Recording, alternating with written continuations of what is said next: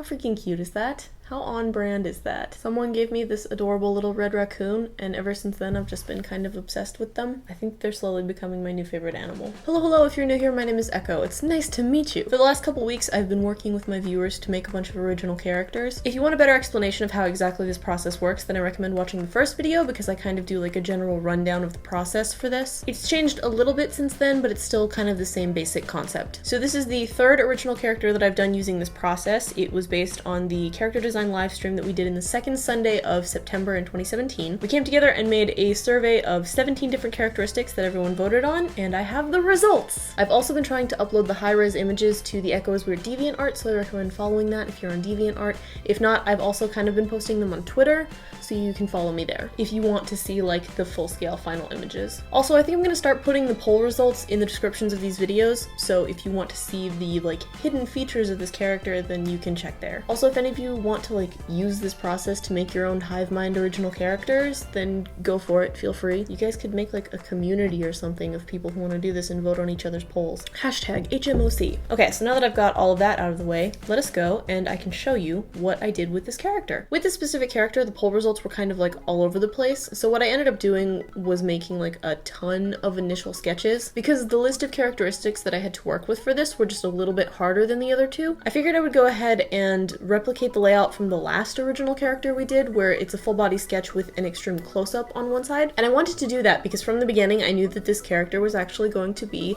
the legal guardian of our last character. Not necessarily a parent, but just someone to look after them, because that's the law. So this character is our last character's legal guardian. When we were doing this live stream, I intentionally did not include an age poll because I wanted this character to be 10 years older than that last character. So because that character is 16 going on 17, she is 26 going on 27. So according to the polls, she's supposed to have a very baggy sweater, but also jeans. So I drew the sweater so big that the neck hole is just draping over one of her shoulders. But because according to the polls, her favorite type of music is supposed to be Dodie Clark, I figured I could just go ahead and turn the sweater into just merch. So the sweater that she's wearing is actually a XXL 6 out of 10 Dodie Clark merch shirt. If you don't know who Dodie Clark is, she's a really cool like musician YouTuber, and 6 out of 10 is one of her songs. Really pretty. If you haven't heard 6 out of 10, I very much recommend it. It's a beautiful song. I like the idea of this character having like a giant baggy sweater because they tried to go to like a merch stand and the only sizes they had left were like the XXL, so she just bought it anyway. She's also supposed to be very lanky and skinny according to the polls, but I also feel like you can't really tell because she has a baggy sweater, so I tried to make her legs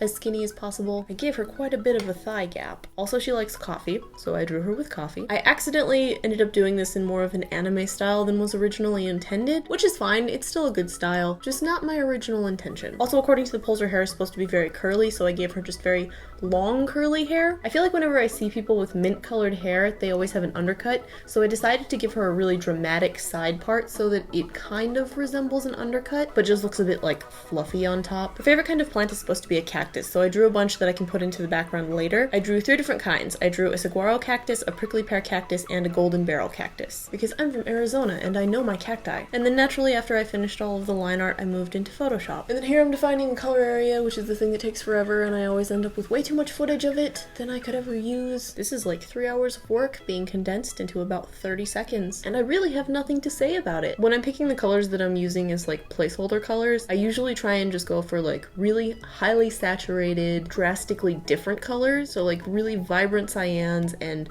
vibrant navy blues and purples and reds and oranges and greens and neon greens. That way I can clearly see each individual area. And then I accidentally made them look like Thing 1 and Thing 2 from Dr. Seuss. Isn't that great? I gave her kind of like a medium dark desaturated skin tone. In the summertime I tan into like a desaturated brown, so it was kind of inspired by that. According to the polls, her overall color scheme is supposed to be dark. So when I was coloring her sweater, I had to figure out how to kind of warp that into Dodie's merch, which is very like light and yellow. So I made the sweater a really dark green. Also, I googled the hex code to make sure that I was actually getting the correct Dodie yellow. So the merch that she is wearing is in fact Dodie yellow. Also, I kind of like how dark green and yellow look together because they give kind of like a sunflower effect. According to the poll for eye color, she's supposed to have heterochromia, so I chose to use a very dark green and a dark blue. I wanted to make them very dark so that one, they would match the overall dark theme, and also to keep them from being like the singular focal point of the entire image. Making her eyes very dark actually helps them blend in with the rest of the artwork. So one of the very first things that I learned how to color digitally were anime eyes, and so I accidentally went a little bit overboard with coloring the eyes, and it makes all the rest of the image look incredibly dull by comparison. So because her eyes are so incredibly detailed, I actually had to go in and start adding different shading to the hair to kind of